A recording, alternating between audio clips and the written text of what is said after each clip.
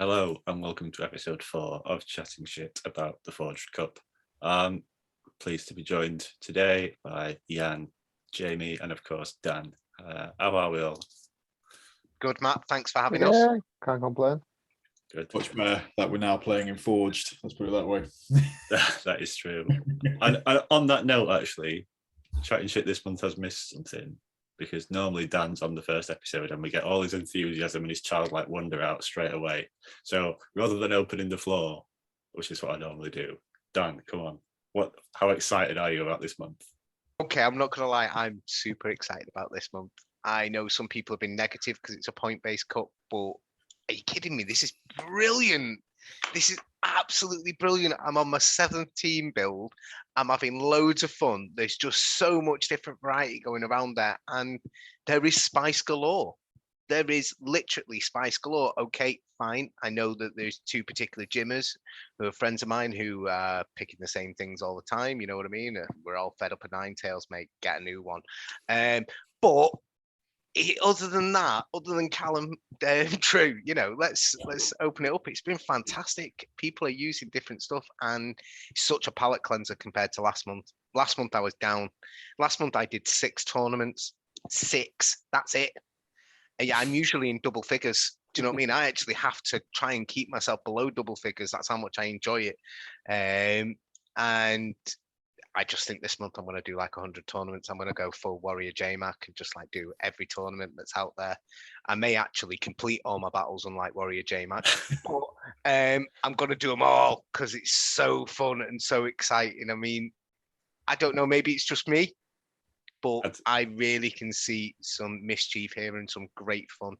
I know certainly from the team builds I've played about with, and I've played Matt and I've played Jamie.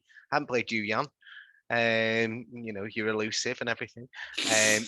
But the teams we're using are different, which is really good. I mean, I think, Matt, you're using a similar mon that I've been using now, but you use it in a completely different way, which is, again, sort of nice in the way that it's being done. I just think the whole cup's going to be like this. And yeah, bring it on. I wish this was regionals month, me. I think this would have been fantastic as regionals. I would have been really happy and excited. How many of your teams have had Hypno in them? None. None here. Open meta. Big fat 0. Yeah, me neither. I don't see it being big here. People will use it, but I don't think it's not a necessity this month. It's nowhere near a necessity. Yeah, and go on. What you got? Any wider thoughts? Wider thoughts. Well, Pokemon Forged Cup specifically, if we can keep it to that, great. Okay. Yeah. Well, as we all know, I was going to say, see the live stream today about the Scarlet and Violet, but that's for another day. I am really excited. I'm same as Dan. I love a points-based meta. I think it really, everyone loves a good type-based meta every now and then.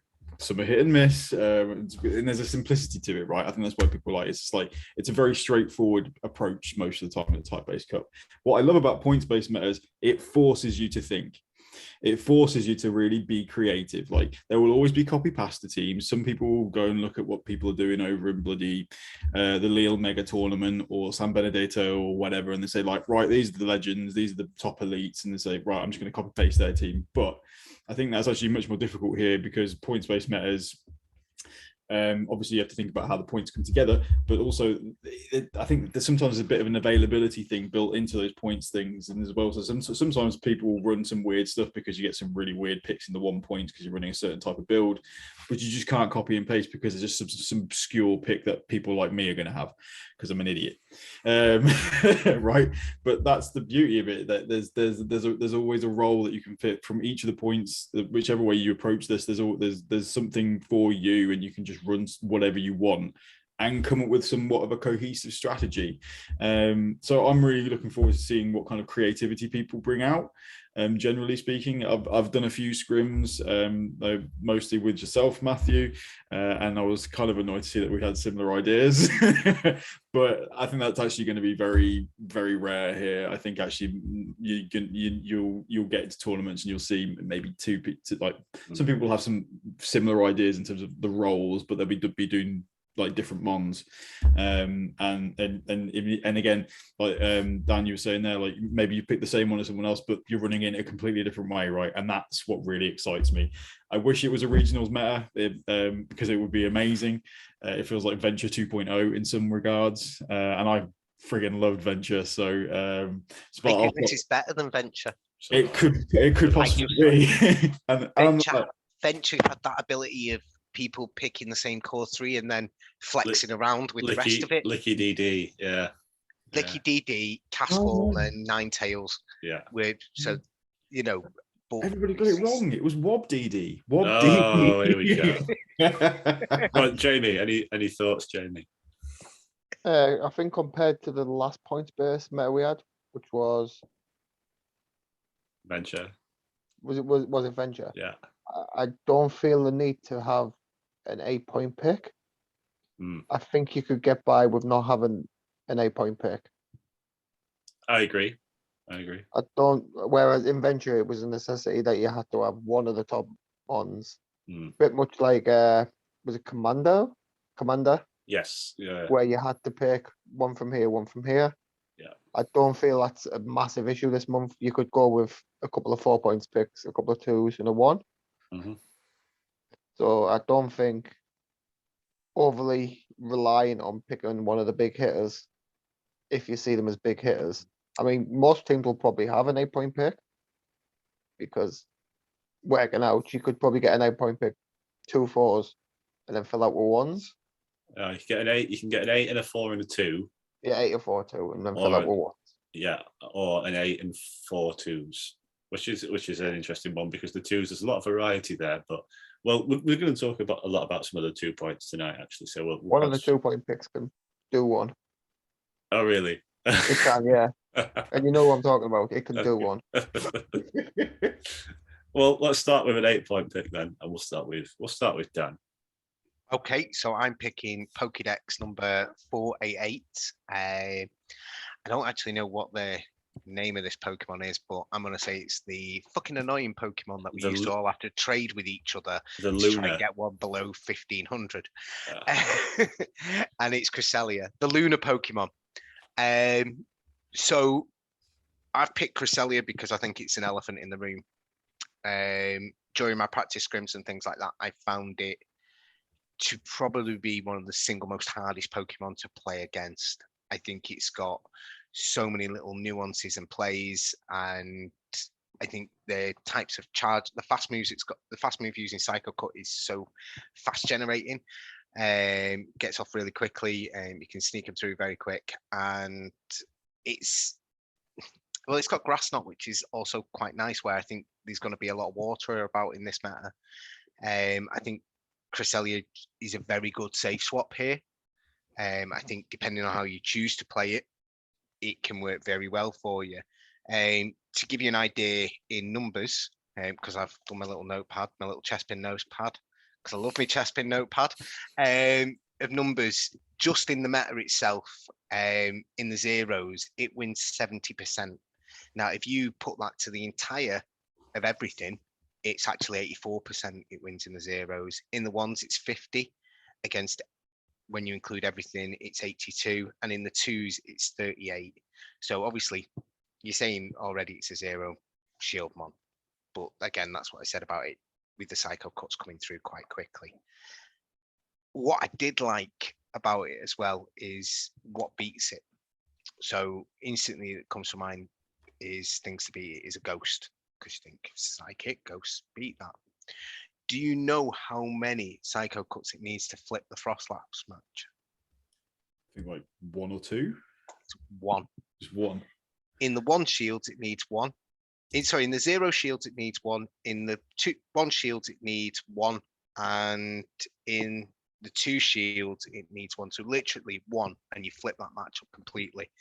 In the 0 shields, with 1 Psycho Cut, it flips Copper Gregus, it flips Licky. In the 0s and 1s, you can, in the 1 shields, you can flip an Oranguru with 1.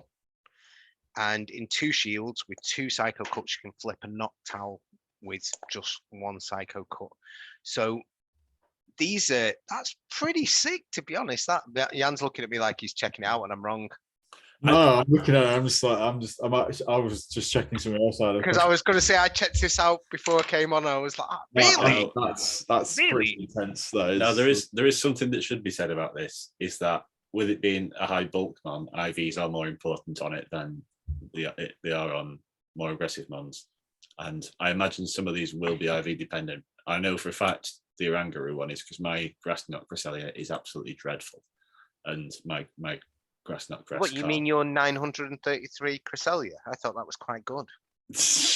No, it's not. It's that high rank because it hits close to 1500, but it's really not. It's really not a good rank crest. It's really not a good crest. Like I'll not tell you the exact IVs, but it's. But you're probably in the same boat as me, where you've got your Cresselia from trading. No.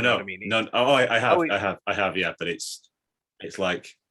Was not a good trade. No, not in the slightest. No, but it was never a good trade. You know, Oh, no. it was the same as Lugia, where you had to, like, you met someone in a car park at a raid and you're like, I don't know you. Have you got any Cresselia? People are doing it now with Tapu, what's it called? Feeny. Where some random person they see on the phone. You playing Pokemon? So, You got Tapu Fini? Do you want to trade? No, I don't want all that weather boosted, mate. No. I'll give you my spare shiny Mewtwo, right? Yeah, there you go. Take the shiny Mewtwo. Can I have that, please? With Cresselia, when it first came out, I traded Chris Bryant, and then our second attempt, we got one under 1500, and it is awful. There I you mean, go. the IVs on it are terrible. Exactly. I used it, but it's awful. It's usable still. It's usable, and the way that the Psycho Cuts come through, you know, are you really going to take the chance of switching in, say, a Frostlass onto a Cresselia, thinking you're going to win that match when they could quite easily flip it very, very quickly? What mode would you be thinking about running? What, for Cresselia? Yeah. Psycho Cut, Future Sight, and Grassnot. I'm not a mad lad. I'm not going to run Confusion on it. Jeez. Yeah, would you not be contemplating Moonblast? No darks, no dragons, no Moonblast. No need for it at all. Yeah. To be honest, I just, unless it's a very niche thing, I don't see me not hitting Grassnot every time. To be honest, I think it's. Yeah, unless you're hitting something like Muck or Ninetales, yeah, it's just. Yeah, if you're not resisting Grassnot, you're probably hitting Grassnot, right? That's. Yeah. So, but that's where I see its place. I actually went and looked at it. It beats Trevenant in 2 shields with 3 Psycho Cuts. Beats Trevenant. Trevenant's awesome. Only in the 2 shields, though. Can't do it in any other shield scenario. Yeah, but we're not going to see any Trev, so.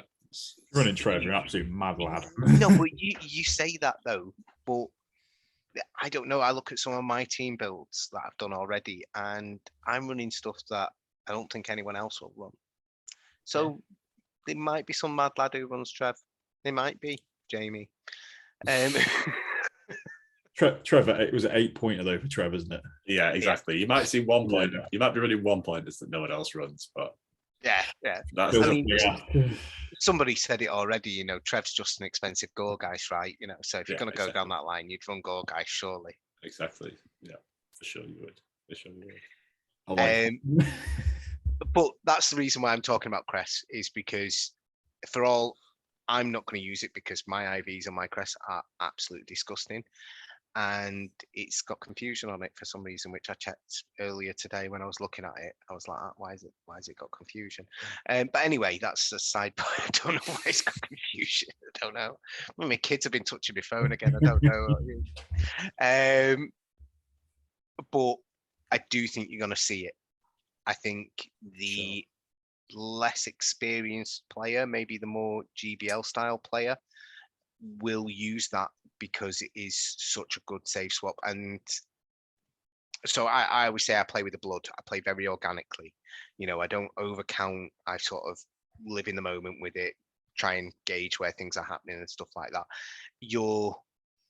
It's not me just being down on GBL players. Please don't think this is, but your average GBL player plays very formulaic, and they have that, okay, this is my safe swap. Anything happens, I'm going to move into this and let them counter swap against me.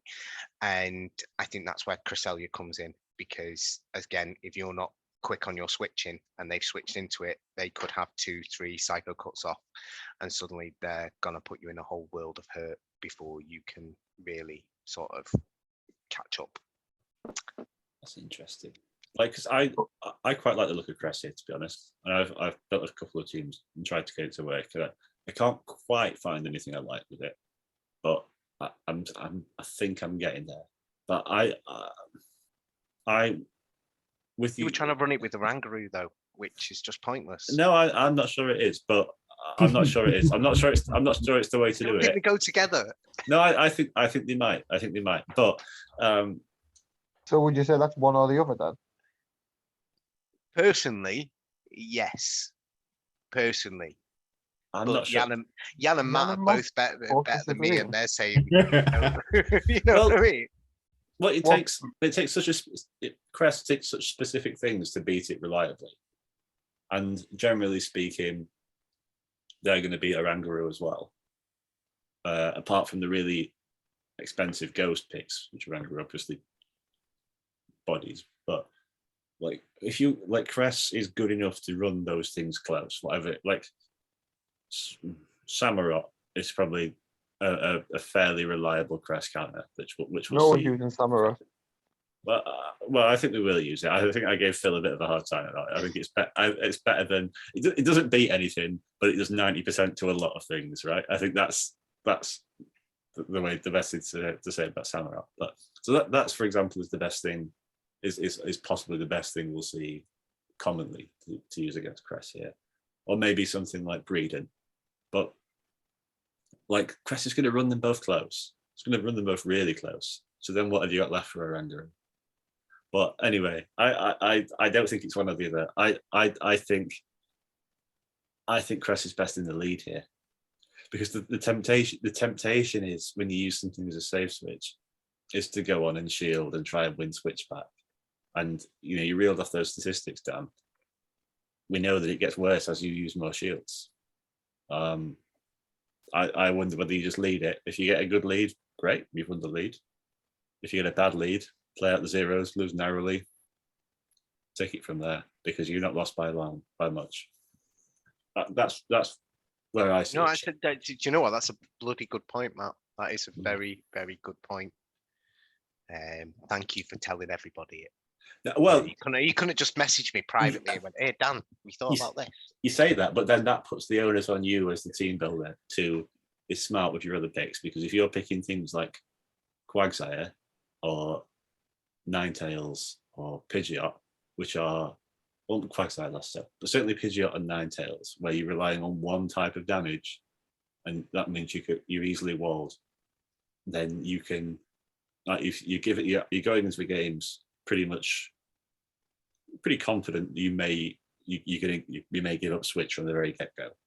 And so if you've got ones like Pidgeot or Ninetales that are easily walled because they only do one type of damage, that's not going to end well. So it sort of relies upon you picking a team that suits that. Less, like, certainly more so than using it as a safe switch does, I think. I mean, I agree with you on that. I mean, so my team that I've been playing with recently, I've got 3 things that beat Crest. And that was always in my head. I need 3 things that are going to be able to beat that mon. And there's times when I've played you and I've used 2 of them every time because I knew you were going to pick Crest. Or if you hadn't picked Crest, I knew that, they're still versatile. It's not their only job, but, there's one of the picks on my team that I will use sparingly, but it's very good and it has its place. So, and one of its places is that it can beat Crest. Yeah, and that's a pretty big. It's a pretty good place to be. That's yeah. What would you think about running with it? with Cresselia. Yep. We've made touched on the Rangaroo.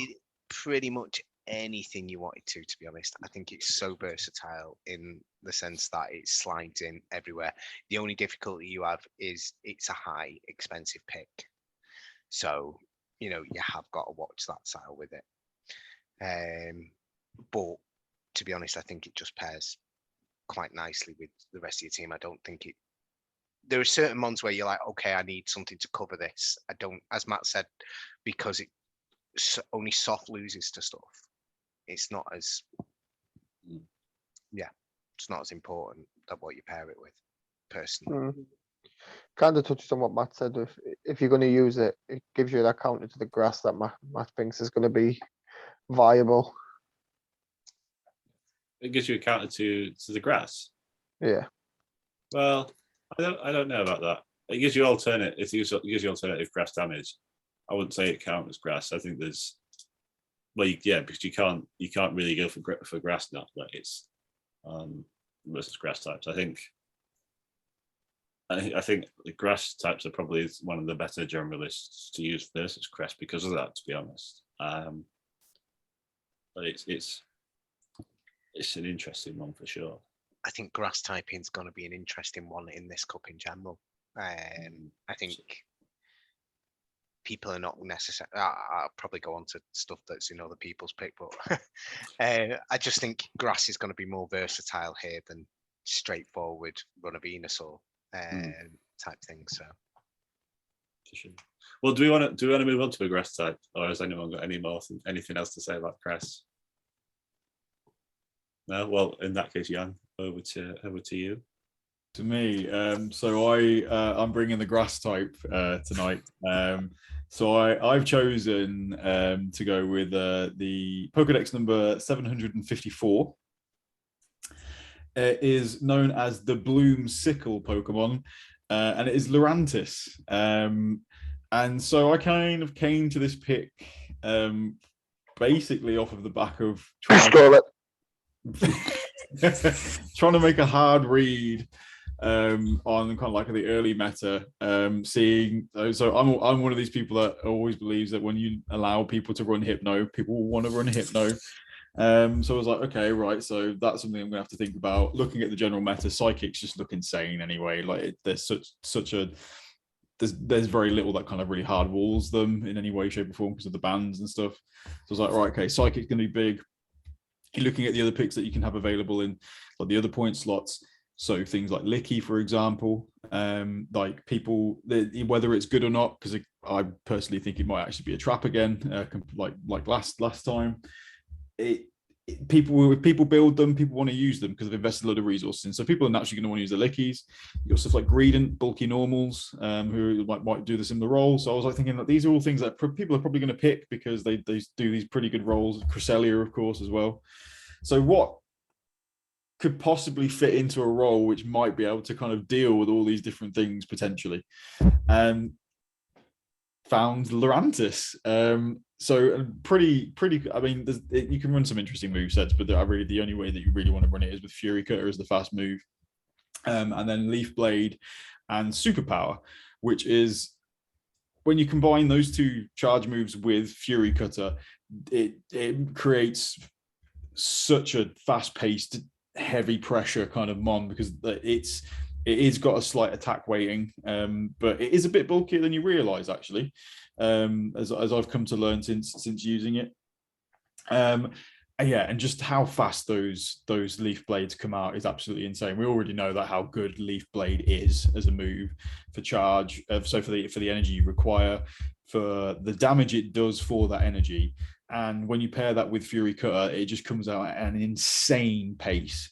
So, and when you combine that with the Lurantis' attack, actually, like you're gonna quickly put a lot of shield pressure on.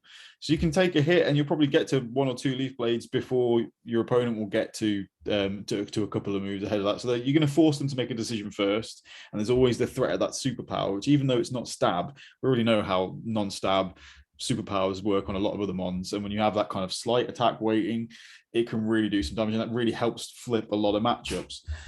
So that's what I kind of came to. Again, this is all the kind of the bulky psychics, bulky normals. You can flip a few other things with a few Fury Cutters, and those Fury Cutters being a 1-turn move, it's like Dragon Breath. You're always going to sneak a Fury Cutter here and there, right? You're always going to piss somebody off with it, which is, I'm not saying it's my complete play style, but it's a big part of it. Mate, there's posters in France about you and sneaking, so let's not, There's like a whole public warning. I think there was like a little news segment on it and everything like that. Beware of this man and his sneaks. Sorry. So yeah, it's what it is. It runs. I mean, yeah, it's not. Again, it's got more bulk than you realize, but it's not a bulky mon, right? Let's be clear. But you can hang around for a while and do quite a lot of that. Could do enough damage to really kind of maybe put something down into farm range, or just like be just a straight quick knockout. Like, because of the speed at which these things come out, you're forcing things like Magcargo to make some really interesting shielding decisions. Because if they shield a Leaf Blade, that superpower will knock it out in ones. So it's and you might even be actually. I need to double check it. I've just been playing with it rather than kind of simming it, which is what I usually do quite a lot. But there's a chance as well, actually, even though Magcargo is quite bulky, that you could probably just go straight superpower, to be honest, and be quite safe on that. Munchlax, you can kick its ass, which is quite nice. One that I learned recently, just in terms of things that you're probably not going to win that matchup, but you can leaving a mark, is if you get locked in against a Pidgeot, you can still do about 50% with that superpower if they don't shield it, which is pretty good. Wow. It hurts. Yeah, I think it's always difficult to. You're not going to find picks other than, say, perhaps things like Cresselia, which are just so versatile, and so a lot of things you're going to have to think about. But it's not a pick which is kind of necessarily going to sweep through the entire meta. One Fury Cutter. There you go. Thank you very much. Straight superpower. Sorry, I just thought it. So again, you're going to get that Fury Cutter somewhere, right? Let's be real. You're getting it somewhere. But yeah, like I say, it's not a mon which is going to like just walk in and just like completely wreck the entire meta, right? It's not that type of mon. But from some of the stuff that you've seen being quite popular picks early from some early practice tournaments, stuff that if you think about the psychology of a lot of the community at large, things that they like to pick, it's going to do well against that. And it's also something that, I really like Fury Cutter as a move, actually, and I kind of like pairing that with really these high pressure charge moves. And if anything can run Leaf Blade, it should be running Leaf Blade, because that thing is amazing. And there's a lot of stuff here which will take neutral damage from it, and and you can always leave on a superpower, or just give something much less farm, which is always a great thing, because I think actually energy management is going to be a really big thing this month as well.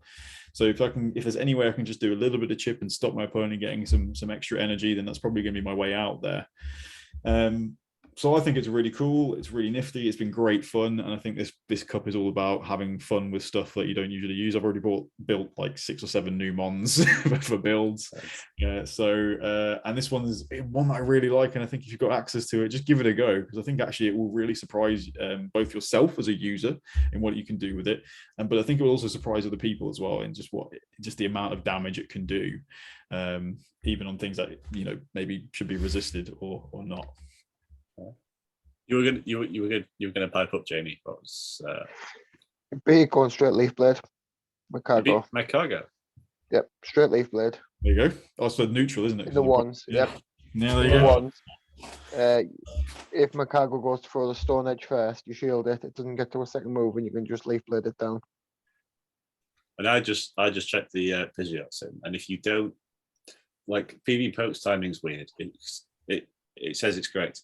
I disagree strongly. If you time your first superpower towards the end, like if you go for the back-to-back superpower and you throw the first one sort of as they're finishing Gust, stopping them from sneaking another one through, which is what you should be doing, you can get to 2 superpowers if they try and farm you down, and then you'll leave the Pidgeot in like on a slither of red.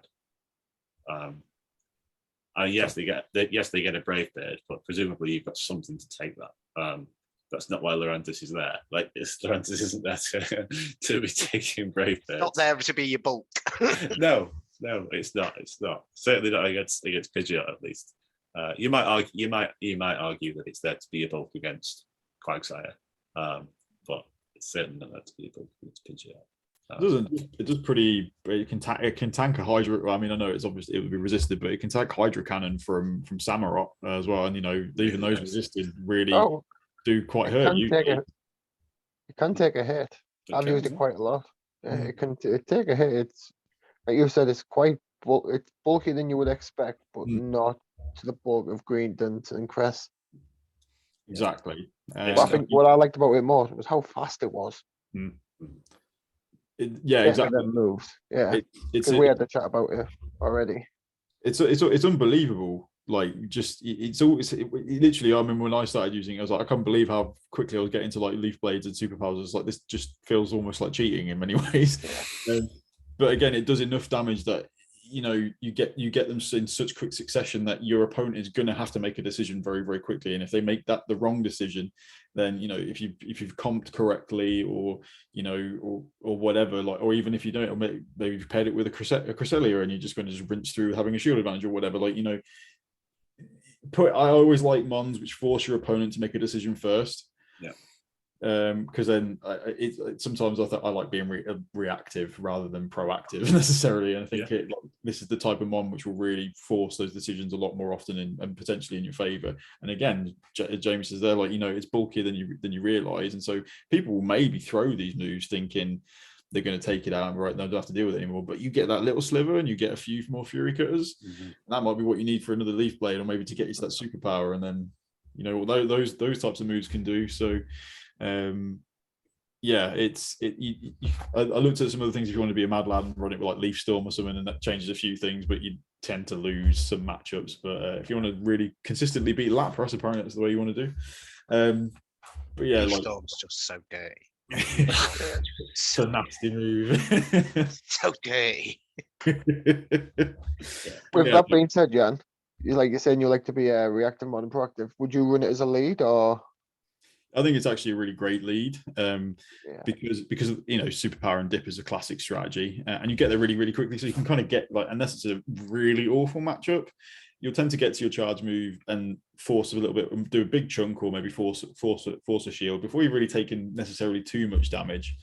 So the speed really helps it there. I've used it a couple of times on Switch as well, because again, getting those couple of Fury Cutters advantage, can maybe you get that second charge move in a losing matchup, which can again forcing that decision from your opponent. Because again, I see it as kind of like, I think I see it when I'm on the Switch. I'm more willing to give it up. I'm not necessarily fighting for Switch that thing. I just want to get shield advantage then, and then I've comped around that, saying like, if I'm going to use Lurantis as my safe Switch, then I'm not really wanting to get Switch off of this one. I just want to kind of create some more havoc. But I might change that when you fight me in a tournament. But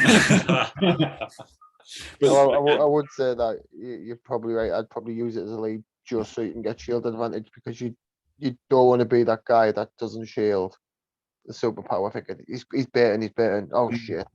Yeah, exactly. And I think that's also, like, in terms of the long haul of having the best of threes as well. Like, if you come out early and you take Lurantis one way and you then bring it back in again and say in game 2 or game 3, like, you're always kind of, now what's he going to do? And then you can do the other thing, and just kind of, it really kind of plays into the mind game aspect really, really well. And that's what I really like about it, obviously. So I think I know me and Jamie have spoken a little bit about, I think it could really be a monster pick here, like, if used correctly. I think I just recommend everyone to give it a go. It's like with everything in this cup, like, it may not fit into your team comp necessarily, like, because maybe it does some things. You've got something else which does. I don't think there's necessarily anything that does things exactly the same, but what it does do, it does good. It does well. It does very well. well. Really well, and you'll notice it when you want it to do what it does. You'll be glad that you picked it. Kind of thing. Yeah, it's not one of them ones that are going to sit on the bench and think, why did I bring that? It's still a semi-new toy, though, isn't it? I mean, I've got one built, but I've got one built based on battles with Jamie. I mean, Jamie builds things really quickly and really early as soon as they come out because And we thank him forever for it. he's a giddy kipper. And this is not me saying I steal all Jamie's ideas, but he does give me food for thought and does make me think about what I'm doing and makes me try some other stuff out. So I have got one built. I've not used it that much. I don't think I would have had one built if it hadn't have been for the fact of Jamie having one and using it against me and going, oh, that's quite a good one. Oh, what have I got of this? Oh, I've got one here. That's quite good. I'll build that because I'm bored. I don't think a lot of people will have one just readily available. They will not, but on the other hand of that, you know, you sort of overlook it as a mon because of the way it looks, and you don't necessarily give it too much thought. The whole Fomantis event thing was kind of glazed over, I think, by a lot of the community. You know, I feel I'm having with the meta as it is right now. I feel very very lucky. I'm glad that I was a bit of a hoarder and just keep stupid things stupid, because like you never know when things are going to come into relevance, right? You know, you just the move change away. Away, right? So why not? But yeah, I think you're right. I think there's going to be a lot of people thinking. Well, I'm hoping a lot of people who come across it and then hopefully get a bit waylaid by it, but think like, oh, I wish I had one of those. It was similar with Go Guys. Everybody was like, oh yeah, got to get myself Trev, and then what was it? 2 months later, everyone was like, shit, why did I trade away all them pumpkin moves? So it's really expensive, so I wouldn't build one. What? Lurantis? Yeah, it's really expensive. Is it? It's cost you a couple of $100K at least. You're looking like easy $500,000, easy $500,000. Yeah. Like, again, that has passed now. We're talking about it now, and we're talking about it at a point where GoFest is a couple of days away. If people had things they were getting rid of, they've got rid of them. People are running lean bag space at the moment. So a really good point, yeah. Do you know what I mean? So if they hadn't thought about building one up until today, they ain't got any left because they've just binned everything. I mean, literally, I have transferred so much stuff to Pokemon Home in the last 2 days. Absolutely all sorts. Can't tell you how many unknowns I've transferred because I'm just like, well, I'm going to get a ruckload more, so I might as well get rid of them. I'm just going to buy more bag space at the minute. Like I need to sit down for. Somebody's got a new job that pays well, haven't they? You know what I mean? I'm just going to buy new bag space, mate. No, it definitely doesn't pay well. I wish.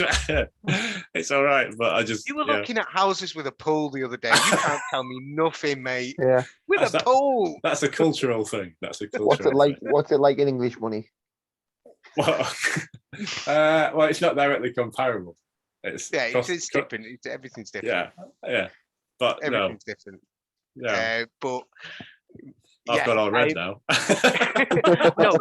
And you know what? Most people will buy more bag space if they've got room to buy more bag space, unless you're Jord and you've already got a maximum amount of bag space already, which is just crazy.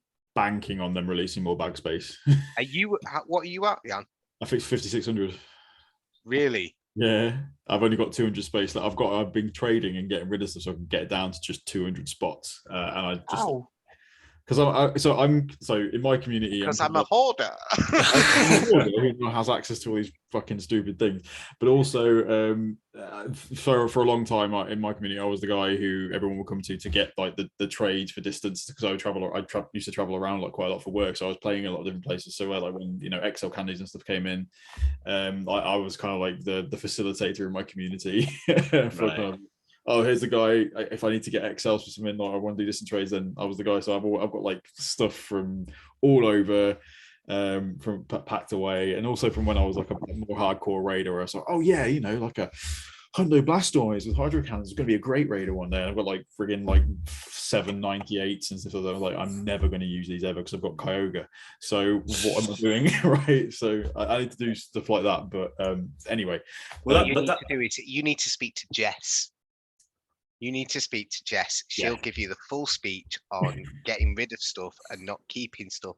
And if you don't do it, she'll hound you until you do it and keep on hounding you. And eventually you will just clear out all your space. Or she'll just log on and do it. Well, that makes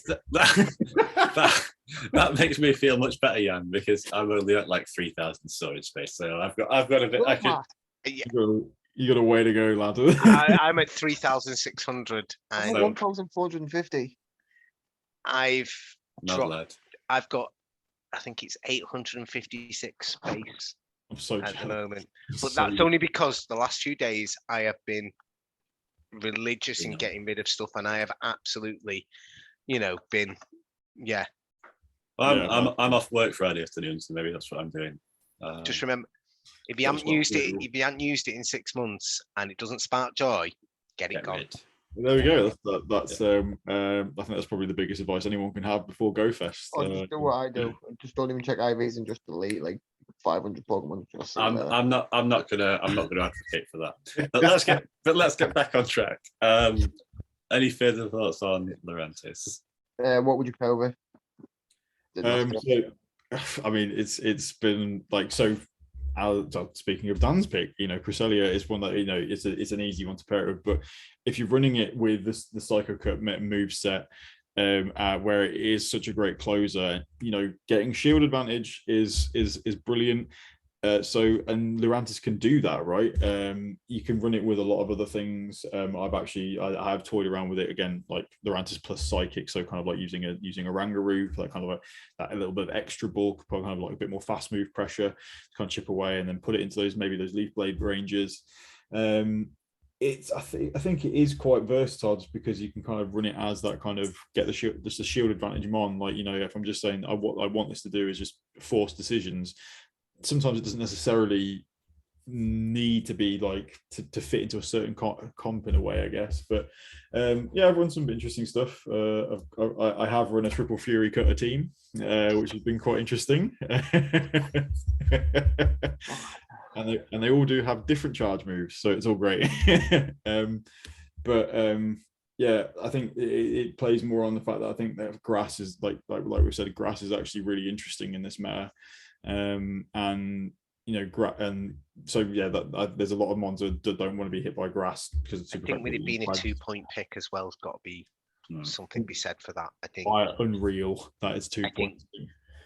For it not being a higher up the rankings and things like that on pick numbers, it gives you a lot of versatility on what you can use it. Yes, absolutely. I think anything. Yeah, I actually do. I think a lot more about. I think with anything we've got even more bulk. Bulk plus shield advantages is usually a lot of fun for the bulky mon, right? So, yeah, I think anything is just. I think if you've got it takes a while to grind down anyway, and then you've got shields to hide behind on top of that, and most of the meta is going to take neutral damage from either fighting or grass. There's very few things that actually resist both. You've got a really kind of like you've got a mon there which is going to do a lot of work for you. I think it kind of feels like a cop-out answer, but I think it actually really pairs well with a lot of things just because of what it can bring, what it can unlock for those other picks. I guess is the thing I'm saying. Is there anything it particularly fears? Charizard, yeah. Talonflame, Frostlass, Frostlass. General stuff that grass doesn't like. Yeah, it does beat Abomasnow and zeros though, so there you go. Yeah, well, like poison types either. Yeah, I was thinking about Muck, to be honest. Yeah, Muck is a pretty harsh one to have to try and deal with. If you get into poisons, then you're pretty much done for. But difficult to see. I guess if psychics don't become super popular, then the poisons will rise a bit more. I think psychic's going to be popular enough. I think we are going to see a lot of Orangaroos. I don't think it's going to be on every team, but I do think, say, 1 in 4 teams, 1 in 3 teams. And you've also got Quag at 2 points as well, which is going to give poisons a tough time. So. Interesting fact actually, with Lurantis versus Frostlass, if you sneak in 3 Fury Cutters anywhere, go straight Leaf Blade and beat it in 2s. Nice. You can't beat it in zero, and you need okay, a bit more of an ass maybe, but you need 4 in ones to beat it. It's not unheard of, I guess. That's doable. You get 27, you beat it in zeros. 27 pure records. You never know when you're going to get that lag situation and the other person's not recording. What, you didn't record? Nah, there was no lag on my end, mate. Don't know what you mean. Lived with 1 HP. It was an absolute banger. Right. So okay. that's not. I'm not gonna advocate for that either. That's.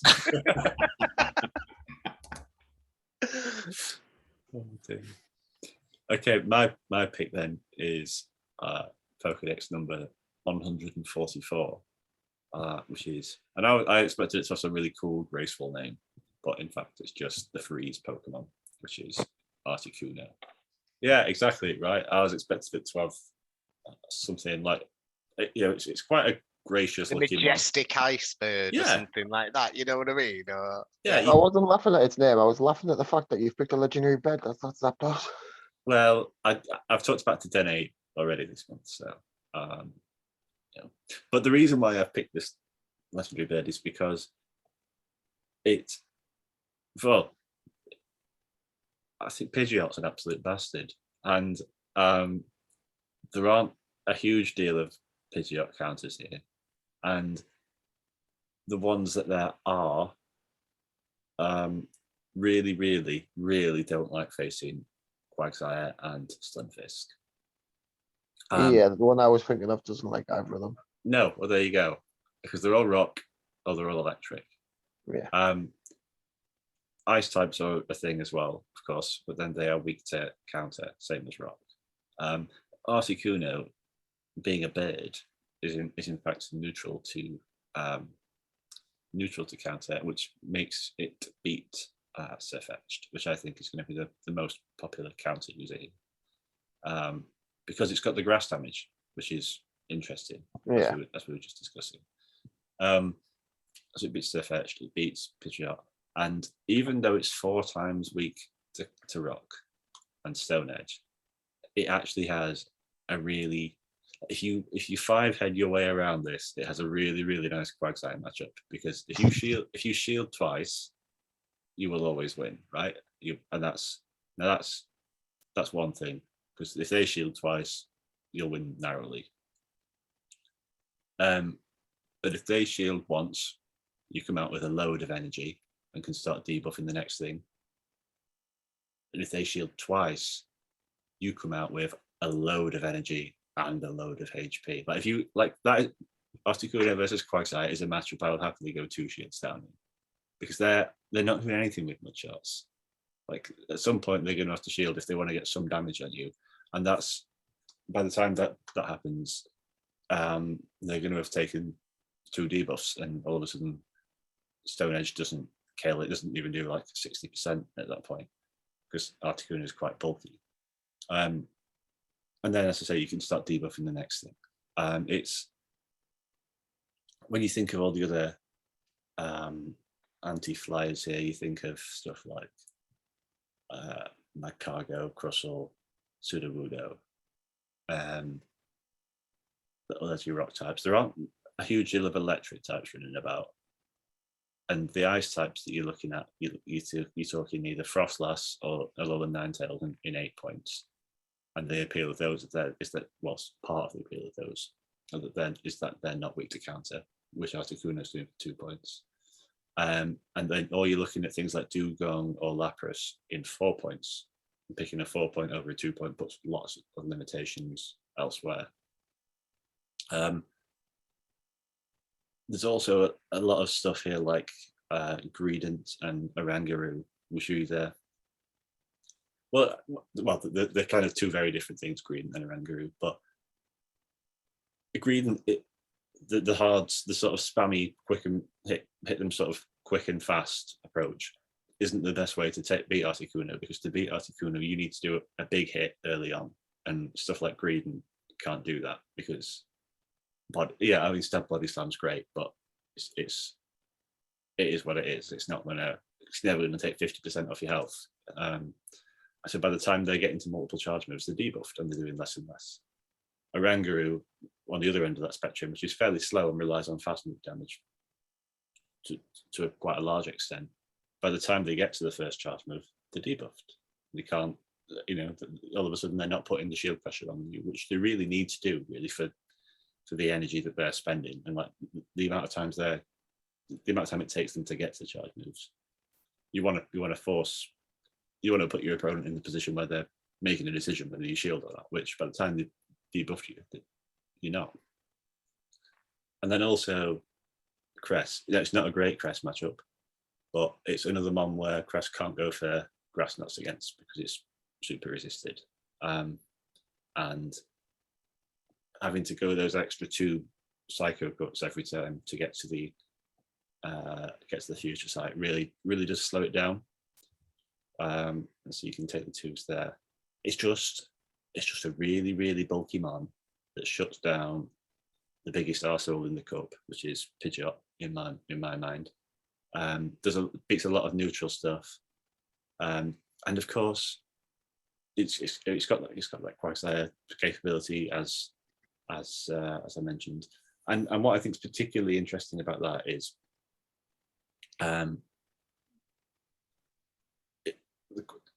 in Nemesis Cup we saw Quagsire Noctowl core, right, which a lot of people had, and it's a really good core, really tough to break.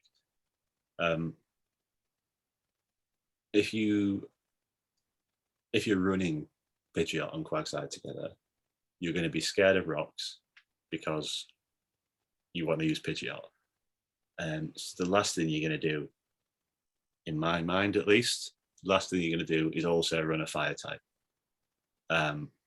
Because then you've got 2 things that are just completely walled by rock.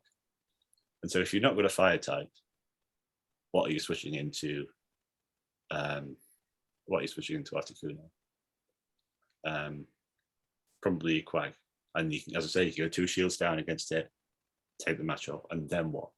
Then what are you going to do? I'm still sat here at full health. Yes, you've got 2 shields on me, but I'm going to start debuffing you, and you're going to use those shields fast.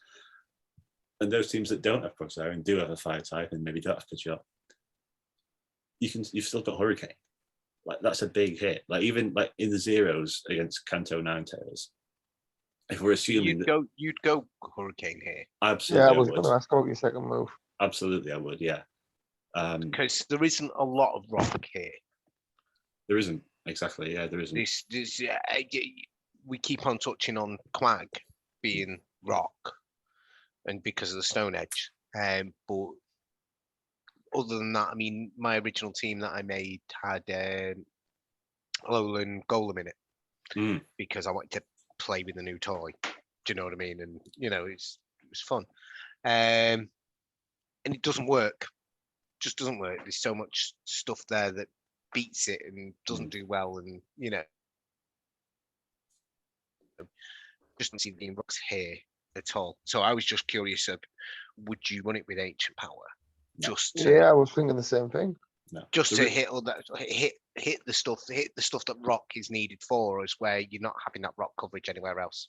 No, it's a really bad move, and on a mon. I never said it was a good move. Oh yeah, yeah, no, for sure. No, it's a really bad move, and for it to actually do a decent amount of damage, you need to be quite an attack-weighted mon, which Articuno is not. I'd rather go for the big damage like Hurricane.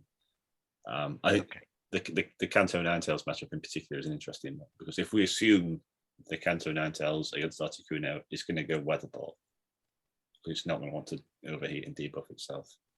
It shouldn't need to overheat and debuff itself. Well, you would think that, but if it doesn't throw the 2 Weather Balls, it has to throw 2. Otherwise, it's going to have to absorb a Hurricane, and it's not going to enjoy that in the zeros.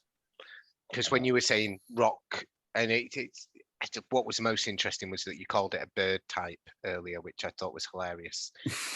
Jan saw that as well. He listened, and I was like, and it's a bird type. And you kind of did your face at the side as well when you said it. It was really funny. You should watch it back. It was great. But you say rocks is the biggest danger to it. I would have always looked at fire. I would have always looked at Macargo being the absolute worst thing you could come against. Yeah. Oh no, Macargo certainly is. Macargo's both. Like, it's the You know, I mean, you could say there's other fire types available, such as Ninetales, Charizard. What else is it? Marowak. Flame. Talonflame, Marowak. Yeah, but it's Yeah. a different one. But that's the thing. You can hit those back with, like, I mean, fair. You can hit rocks back with Ancient Power, but really, like, you can hit the fires back with hard with Hurricane, and you can. But hit you're only doing a Hurricane once. Yeah, but and if you're in a one shield scenario, are you better just giving up? Oh yeah, and no, moving of course to you your are. next mon and keeping that shield in the back rather than pushing Yeah. the shield out. Yeah, no, of to course you are. Yeah. Go into a losing battle for them to shield against you. No, I get hitting a Hurricane is beautiful. It's lovely. Anyone who's ever done it to anything, you know, shades of using a Pelipper in Ultra League and then hitting something with a Hurricane and going, you didn't see that coming, dickhead. But yeah, no, yeah. like if but this is my point is, I guess, with the fire types is Articuno is going to excel versus the Pidgeot Quag teams, and I don't think it's a stretch, but I don't think Pidgeot Quag teams have fire. Do you believe there'll be a lot of Pidgeot? I don't, but I think the teams that I don't, because I think 4-point picks in general are quite difficult to build. I played a Pidgeot today against someone in blind playing, and they didn't have Gust Right. on their Pidgeot or Wing Attack. Ooh. To the point that I messaged them afterwards and said, do you mind me giving you some friendly advice? Right. No, I don't think we'll see thought it was loads. hilarious. I don't think we'll see loads, but I think it's important to be prepared for them, because if you've not got a flying resist, you're going to be in trouble, because it can they can choose to either save switch and feather dance and win switch if they want, or take a shield advantage and finish up in the back with brave birds. Like there's not much you can do about it. You know it's coming, but there's not much you can do about it if you've not got a flying resist. So I'm quite keen to get 2 flying resists in for that very reason. And so finding one that isn't dreadful versus Quagsire is sort of high on my list of things to do. And I suppose it does have that over another legendary bird. Well, we know Zapdos Shadow Zapdos in the 2s can take Quagsire nicely, but it's the thing is, it's kind of it's more useful, I think, than Zapdos. You heard it here first. MatthewBrewer says Articuno is more useful than Zapdos. Take that to your grave. I'm going to put that on his tombstone. Generally speaking, in this meta. We'll just cut that last bit out. Just Articuno is better than Zapdos. Start throwing up the sus memes right now. Yeah. So yeah, that's my thinking behind Articuno. It's versatile, and it's good against the mons that are either at the extreme ends of the spectrum, whether it's really fast and sort of greedanty, or really slow and Oranguru-y, which they seem to be here. Like when we talk about what we've discussed, we've talked about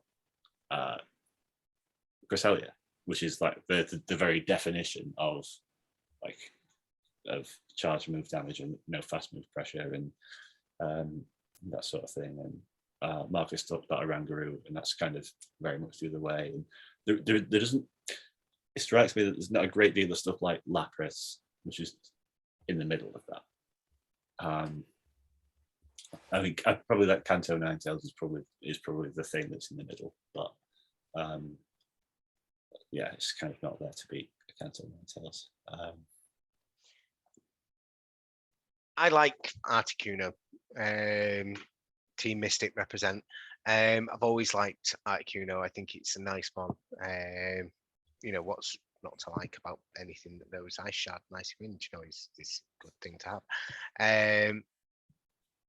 And I do think it does have a place here, but I think that's more to do with the meta itself and what we spoke about earlier at the beginning, about there being so much variance in here and the flexibility with your 1 and 2 point picks, where you can as you're saying there, you're bridging gaps. You know, you're not bringing Articuno to do a specific job, you know, beat a specific thing or to be the pivot of your team. You're thinking of it as a supplementary, as in I want two things that beat this, so this will come in and fit quite nicely here. And as Jan said earlier, you know, sometimes it's about availability of what you've got and things like that. And I think Articuno does fit quite nicely into that sort of place. I have played someone this month already in practice who's using one, who isn't MatthewBrewer, and he was using it really well in that aspect,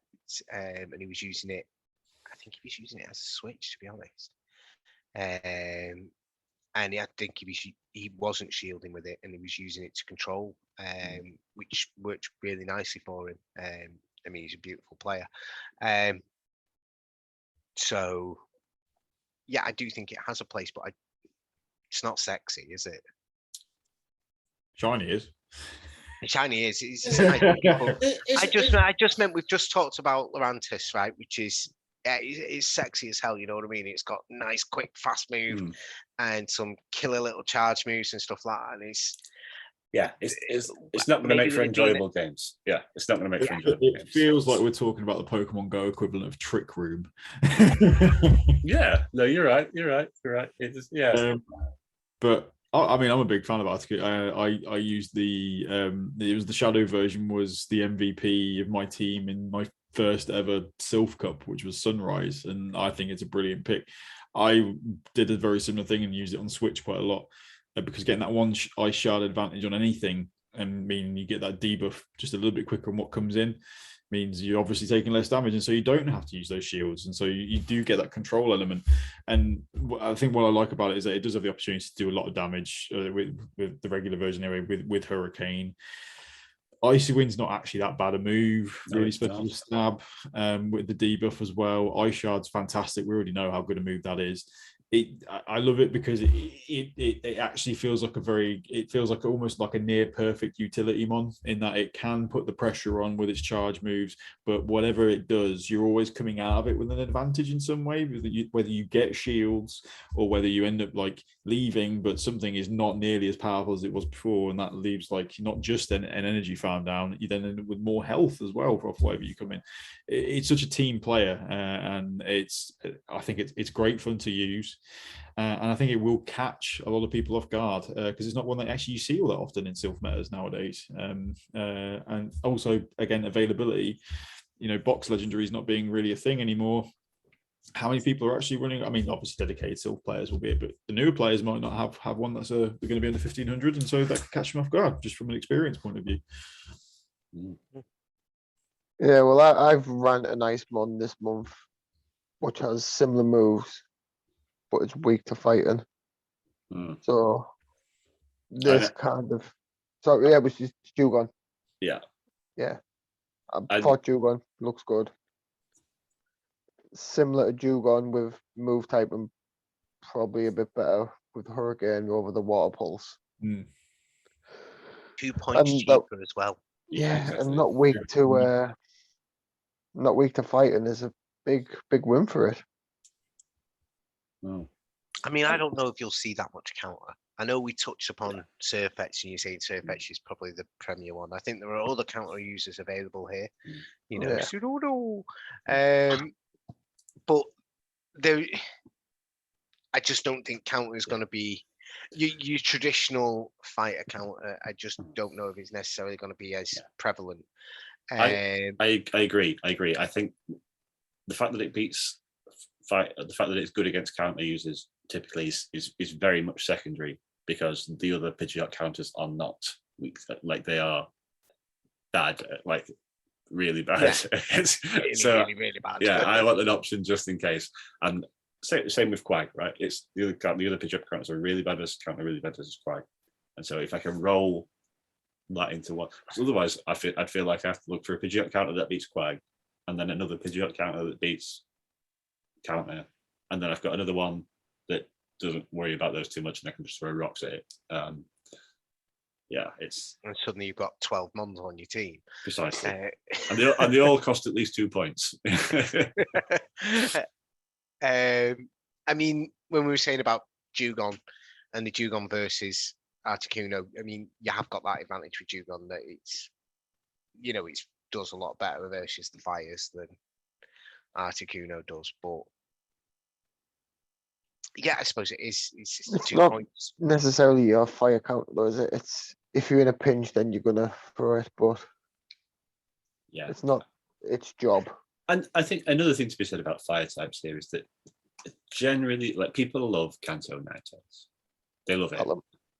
Especially after the most recent regionals in Vancouver as well. Especially after Vancouver regionals. And when people think of fire types, you think That's funny with Ember. you think Kanto Ninetales. And because of the point system here, for a lot of people, if they can't afford points wise to run Kanto Ninetales, for them that's it. They're just not going to think about another fire type. They'll just think, well, I can't run Kanto Ninetales, so I can't have fire. They're not going to give the thought to Magcargo or to Charizard or to Typhlosion or to Magcargo. Typhlosion in this? 1 point, yeah. Yeah. There's another fire type. Typhlosion's ace. Except for Kinder. Go on, Jamie, what's the other one? I'll touch on that next. Well, has anyone got any further thoughts on Articuno before Jamie does a really smooth transition to? I think it's. I mean, I don't know where you go It's with this, food for- Jamie, but food for thought. fair enough. Great pick. Love it. Yeah, I quite like it as well, Matt. Fair enough. I think it might fit nicely into my team. Fair. And like, it's another just on I was preparing for you to ask me this, Jamie, because you'd asked the other two guys. I'm a little bit upset you wouldn't ask me, but it pairs No one really well. cares. Oh, 'cause I was scared you were going to say Surfetch, and if you'd have said Surfetch, I might as well, yeah. No, it pairs really well with a Alolan Golem, because you're weak to you can't really do much versus water. You don't like taking on fire, and like as I say, in my mind, I want 2 Pidgeot counters, so the other one's going to do well versus the other Pidgeot counter's going to do well versus water and fire. Alolan Golem, Volt Switch, Old style or Charge. new style? Old style. I want Volt Switch. I want Volt Switch damage for this particular case. If we were playing Firefly again, I'd go roll out. But the less said about that, the better. Big rollout vibes. Yeah. Go on then, Jamie. You'll go, mate. So my pick is the Gen 7 Wolf Pokemon, Pokédex number 745, Lycanroc-Midnight form. We spoke a bit this episode about rock types. My Pokemon is a rock type, knows counter and rock throw. Probably leaning towards counter over rock throw. For charge moves, you're looking at Psychic Fang, Crunch, and Stone Edge. That's three good charge moves. It is 3 good charge moves. So Yeah. if you go with Psychic Fang and Stone Edge, because I think you could need Psychic Fang because it's spammy. So all my move sets are going to have Psychic Fang plus 1 over. So with Psychic Fang and Stone Edge, you pick up A9, Arachnid, and Golbat over Crunch and Poison Fang, where you pick up Lapras and Frostlass. So I think losing the Frostlass and Lapras matchup is worth losing the Crunch for, in my opinion. And I have been running it with Crunch, but I'm probably going to run it with Stone Edge because it hits hard. I think I agree. So in the evens ones, you're looking at the condensed matter, 56.8%. In the twos as evens, you're looking at 70.5%. And in the zeros, drops a little bit at 45%. So it is going to be a shield mon. You are going to need a shield for it. And I'd always recommend that you save a shield. Because as we've touched on before, I'd probably... I'm tempted to run it as a lead, but a false lead. Mhm. So I'd be getting 1, maybe 2 counters in, and then switching out to my safe switch. And then hopefully maneuver myself to save myself a shield for it, because with a shield advantage and counter head start, you beat 93% of the condensed meta. You beat. What's really nice about it is that you're a rock type that can take on Quack, right? Yeah. Even without the head start, a shield advantage, you beat Quack. That's because Psychic it's Fangs is amazing. That debuff is great. And it's a really attack weighted mon, right? So even without the stab on counter, they hurt a lot. Oh yeah. They say even as a standard, if you just got no counters, just shield advantage, you beat 90% of the meta, the condensed meta.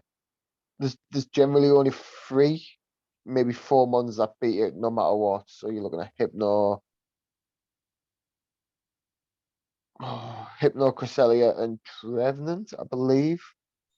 Just because it does not much to Hypno, not much to Cresselia. Like, its main losses are 8-point picks, which is good. It beats some 8-point picks, like Abomasnow, Arachnid, Ninetales, beats Licky, beats Noctowl, beats Pidgeot. So it picks up some good wins. It loses hard to some things, but what doesn't lose hard to some things? Like Jan said, grass, everything about grass is a little bit scary. And being weak to grass is scary for it. But you've got the Psychic Fang. If you've got 2 Psychic Fangs banked, the shield the first one or don't shield the first one, both bang with the second one and switch out if you can. I stumbled on it. I had one that I checked the IVs for, looked at it and thought, that's quite good, rank 90. Really nice. So yeah, for something that was in raids for God knows how long. So it was a traded one, rank 90. I thought I'm going to build it. Like Dan said, I'll get stuff, I'll just build it. Yeah. So I built it, wanted to try it, realized it got decent moves. I'm like, this could have potential. And when my first option was stolen, I needed something.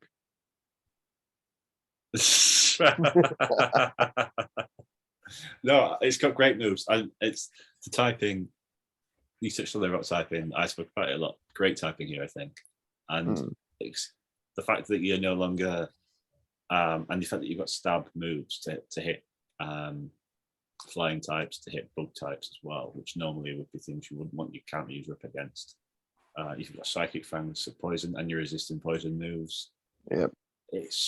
You've got Psychic Fang for the counter users. Like, it's a great mon. It's a really, really good mon. With as a false lead, if you gain a counter, you beat every other counter in the meta, every other counter user in the meta, including Surf-Edged. Yeah, I believe it. Head start. Really? I believe it.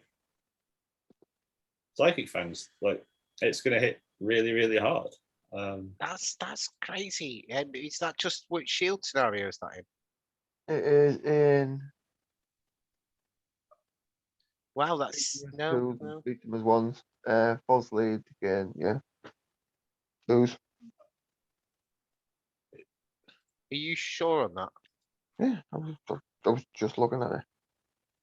Let me you need two counters. Yeah. And you 2 beat counters. the ones. Yeah. So Yeah. Sorry, I just you know my opinion on it. So yeah, Jamie builds stuff and he battles against me daily, and I go, "Oh, that's quite good," and I check through to see if I've got one, and then I build one off the back of it. Mine isn't ranked. And then 90. does better than me, so Mine isn't ranked 90, and mine's much worse. And I do think it has got some really interesting moves. It's interesting you say that you choose the Stone Edge over the Crunch.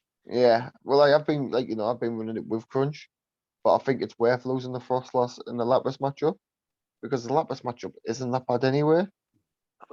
It's the Frostlass matchup. I just, out of the ones that you listed then and said the Stone Edge beats, I just don't see them being as prevalent as potentially Frostlass will be. Which would be where my fire type comes into play. So it fits nicely with Litleo, which is a Don't 1 run point pick. Litleo. Don't run Litleo. Just don't do it. Don't do No, it. I I like you.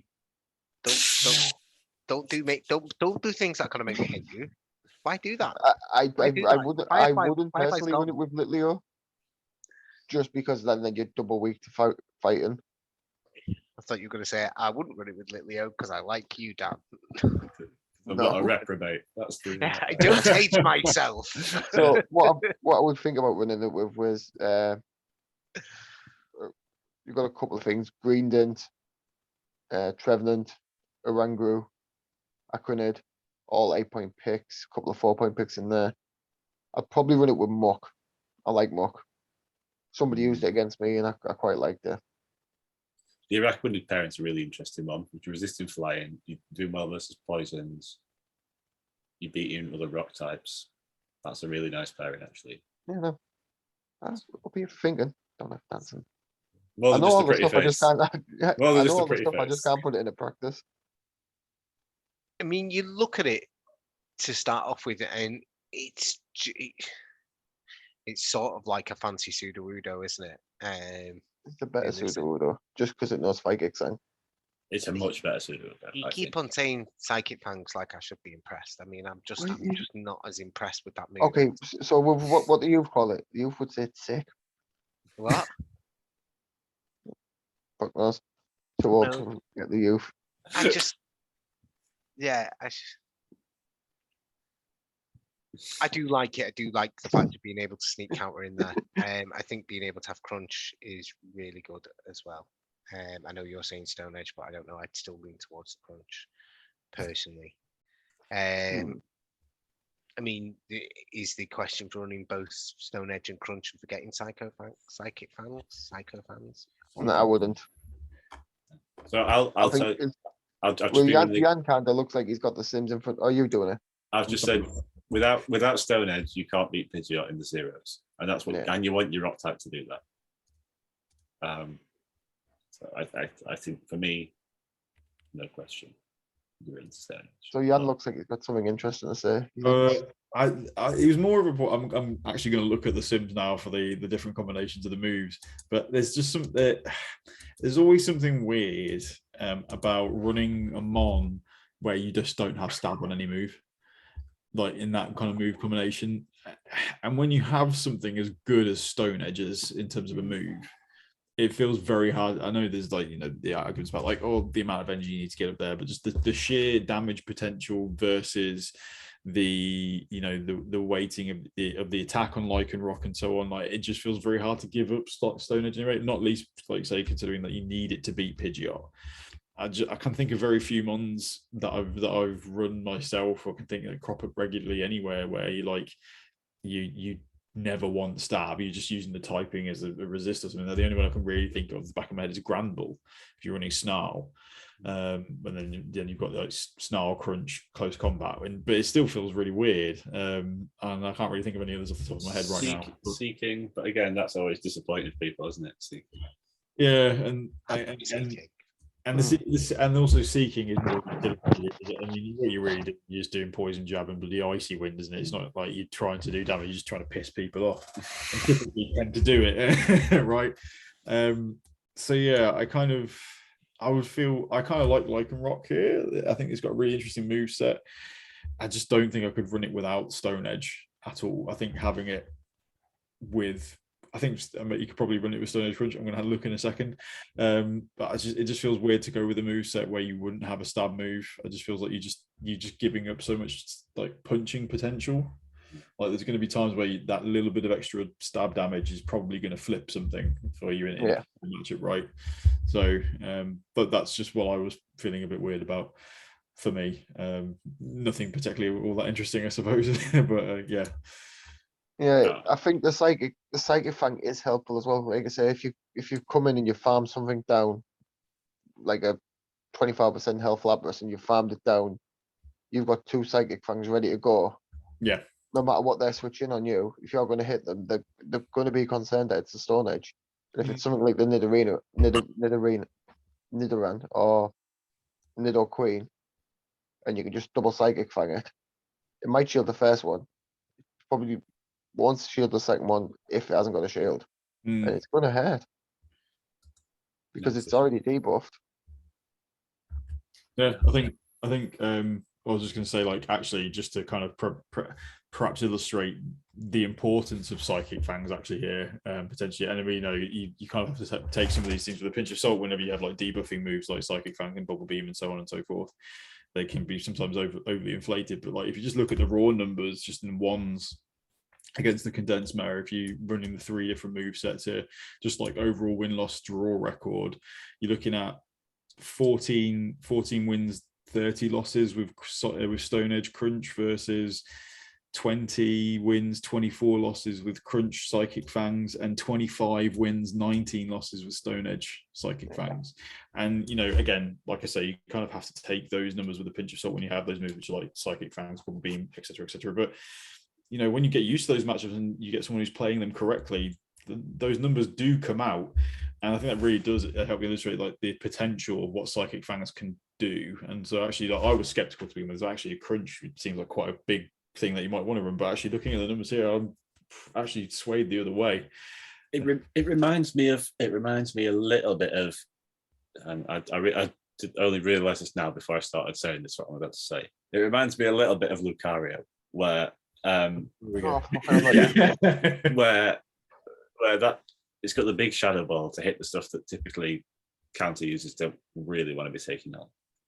And so you'd like to shield the shadow ball, of course you would. But you cannot risk shielding that power up punch, because then that next shadow ball that comes will knock you out. It will. And it's the same thing here, because if you shield the Psychic Fang, and it's like Luctre last cup, if you shield the Psychic Fang, the Wild Charge or Spinecom will knock you out. Here, the Stone Edge will knock you out. Unless you are Quagsire or Stunfisk, that Stone Edge is going to knock you out. So for me, if I'm playing a versus a Lycanroc, I'm just never shielding against it. I'm never shielding against it, and that's a great way for an opponent to be able to take some serious momentum in the match. Let's land the Stone Edge early on, 2 shields up. That's fine. I'm still not going to shield because I do not want to shield the Psychic Fangs. Yeah, with me, it's like my general picks. This is something that's right down my street. Like last time I was on, I believe maybe the time before, Barbarical.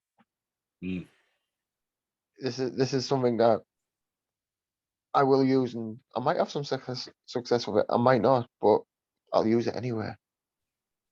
Yeah. So since it's there, it's new, I'm gonna bloody use it. Too right. I'm gonna pair it with Blossom as well, just to be a dick. I mean, you had enough success with it that you got me to fucking build one, mate. So, you know, let's not beat around the bush with it. Yeah. You are using it and enjoying it. I think that's what it is, and because I've been using it in GBL as well, so I'm learning matchups against other mons that are not necessarily that common, but are still viable in this meta. Which is, and there'll be similarities there. You'll learn patterns and that sort of stuff, even if you're not facing the same exact ones. Yeah. I think that speaks to perhaps a much bigger lesson than our 4 picks really can go to. Like with this particular meta, it is, we've spoke about at the start, variety, right? Oh yeah. So knowing those different matchups, even the weird ones, is probably going to be the key to success here. We always, you know, the top players practice and scrim and whatnot, get those, but this is one where at the end of the day you can pick all the right mons, but if you don't have the experience and the practice, you will lose because someone will have more experience in these matchups than you and they will take advantage of it. So to me, you know, you can pick all these, we've made the cases for various things, but I think actually more than ever, this is one where like if you don't practice, you're going to feel it.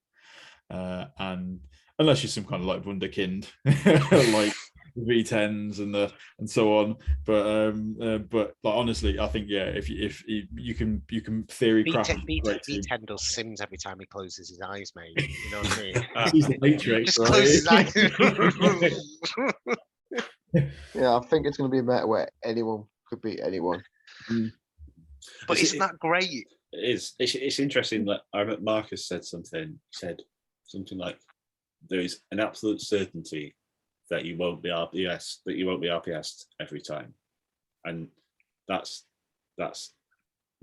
really good. That's really good. But the flip side, I like that when you said that. Yeah, but the flip side of that is that there will be times where you're RPS, and it's going to be bloody impossible to get out of. So having mons like, I think Lycanroc is a great example of mons that break the mold. Jay, when he mentioned Gligar, that do something and they do it well, but they're different to everything else that does it well. I think there's so much value on those mons. And I think Lycanroc is a great shout because of that. And Sudowoodo as well, as you can't spend 2 picks. But I think Lycanroc, if you've got a point spare, that's a fantastic upgrade for 1 point. That's a really, really good upgrade in my mind. Yeah, there is the midday version, which does no counter, knows Rock Throw, knows Drill Run. I didn't realise it was an Drill Run. Oh, that's Yeah, interesting. it beats Hypno. If you're looking for a Hypno counter.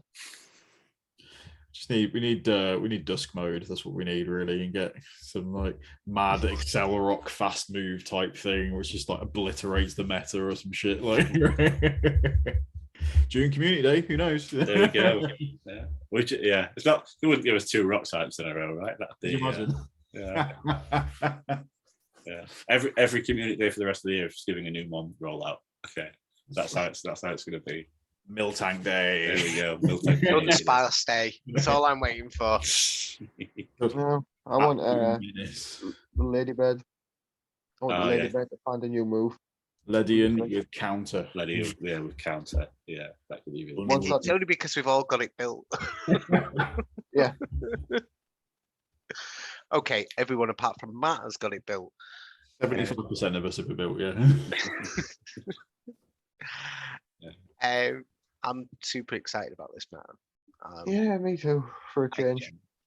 Because I'll come in and just no, it looks good for the first week, and then everybody's going to use these 3 months, and then it's going to be shite.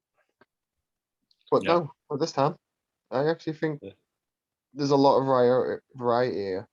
I know Kevin was saying that it's going to be a Hypno Central. I don't think it will be. No chance.